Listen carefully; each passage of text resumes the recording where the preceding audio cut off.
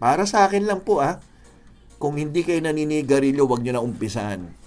Kung kayo naman ay naninigarilyo, yung regular sigarilyo, pero gusto nyong itigil, huwag kang mapunta sa vaping dahil mahook ka rin sa vaping. Then later on, panlasa mo, hindi na maganda, babalik mo rin sa sigarilyo. Self-discipline is very important.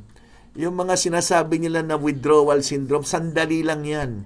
Kung talagang gusto mo itigil ang paninigarilyo, yung standard sigarilyo, una, huwag ka na pumunta sa vape. Pangalawa, dapat gusto mo maglaan ka ng specific time. Nag-target mo, ito talaga titigil ako. Self-determination.